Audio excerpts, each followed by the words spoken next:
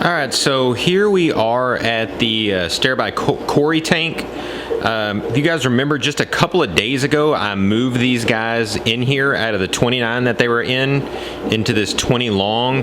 This is just temporary, and if you remember, one of the things I said is that I was worried that when I moved them that they weren't going to be laying eggs consistently anymore, because they were laying eggs like crazy in the other tank. Well, they've been in here a total of two days, and believe it or not, they've already laid eggs.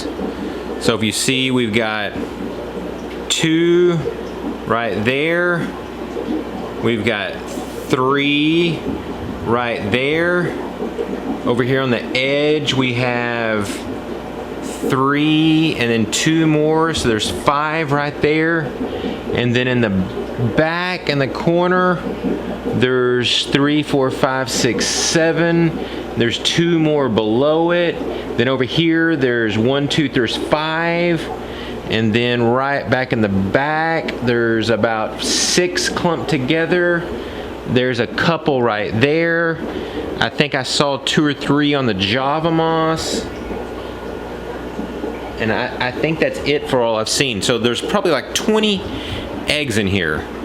So I am pleasantly surprised to see that they're already starting to lay eggs again. But so I decided I want to do something different this time. So if you saw over here, this is something that I just bought. This is an egg tumbler. This is usually designed for cichlids, but I've seen where people use it for Corys. The only problem is Cory cat's eggs are very, very sticky. That's how they're obviously, you know, stuck to the glass like that. So they don't necessarily work as good in here, but they'll work better than what I've been doing before. So let's look at what we were doing before. So one of the problems is I haven't had very good success rates in either hatching or survivability. So this is one of the things that I've tried, where I'll take the eggs and I'll move them out and I'll put them into a little container like this. Again, I don't use heaters in my tanks, so the water stays about the same temperature. But I've noticed in this smaller container, they get it gets a little colder. So I'm not having that much survivability with the eggs in here. So that's why I've decided to try to find something else to do. So that is why I've bought the egg tumbler, to give this a try. So I'm going to take this simple razor blade. I've used credit cards before, but I've gotten pretty good with these without damaging the eggs. You got to be pretty careful, but it takes them off a whole lot easier. So I'm going to go ahead and use this, get all of those eggs removed, and then get them put inside that container and see how well the egg tumbler does. Okay, so that was very, very painstaking. You absolutely have to love your fish to go through that. I think that took me 45 minutes to get those eggs off. I think I got about 30 of them in there. I squished 2, and I think 4 of them got away from me, made it to the sand bed, and I never found them. So I've got them in here. They're turning them. It's looking great. It's working exactly the way I hoped it would. Hopefully this will also keep less of them from fungusing over also. So I'll keep an eye on this. I'll do some daily or every other day updates so we can see what the progression is on these guys. But I'm really excited to get them out and get them into the egg turner here to see how they turn out.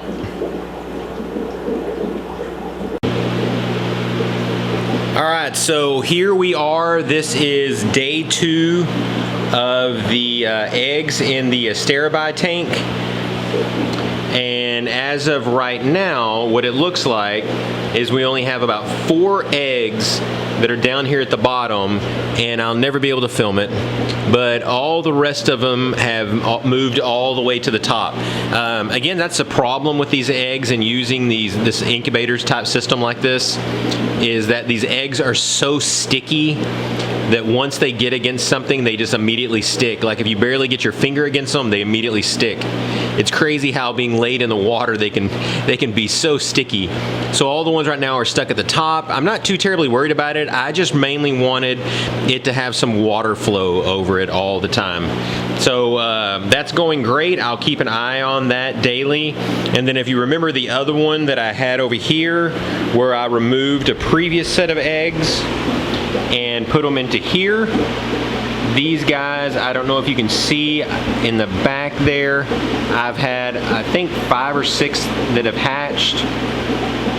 They are a little over a day old. I think they'll eat for a day or 2 off their egg yolk. And then right here, we've got brine shrimp eggs hatching for them. These should be ready sometime tomorrow. So I'll add some baby brine shrimp in there to give them something to eat once they run out of egg sacs. Let's see if I can give it a little tappy. Try to get somebody moving in here. Whoa, that one just went nuts. You see him over there on the side. But I'm not sure how many are in there. There's like 5 or 6. Those things are so small, and I'm getting old, and my eyesight up close isn't as good as it used to be. Well, no, let me rephrase that. When I don't have my contacts on, my eyesight up close is fantastic. But when I put my contacts on, I see in a distance, and I can't see up close worth crap anymore. So my eyesight up close is not going. It's the, I don't know, the doctor said something about the muscle and the laziness of my eye or something. I don't know. You guys could absolutely care less. But just know that I got to put some pretty prolific, I don't know if prolific works for eyeglasses or not, but I got to use some reading glasses so I can get in there and see what the heck is going on. All right, we'll wait another day or 2 and give you guys another update. Okay, so here we are back at the tank again, and as you'll look now, there is nothing going on in here. So this is like day 5 or day 6, I think.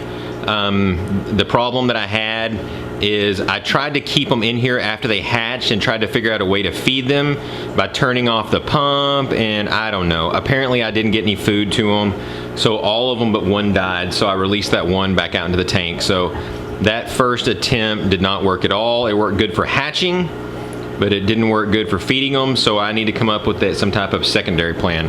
I just need to come up with a better plan altogether. All right, so, but let's go over here where things are going well. So we're back to this one. It's about day 5 or day 6. I think all of them that I had in here are all alive, as you can see them going crazy as I lightly tap on the glass. Not the glass, the acrylic, I guess is what it is. So these guys are doing great in here. I need to come up with a game plan on here. I can't keep them in too much longer. I've been trying to do water changes every couple of days in this thing. Feeding them, I've been feeding them brine shrimp, baby brine shrimp, and I've also been feeding them this stuff. This stuff works really, really well too. It's really, really small. So these guys are doing good, but I still think I need to come up with a better plan on how to hatch these things out in a different way. You guys got any ideas, be sure and let me know. So thanks again, guys, so much for stopping by, and God bless.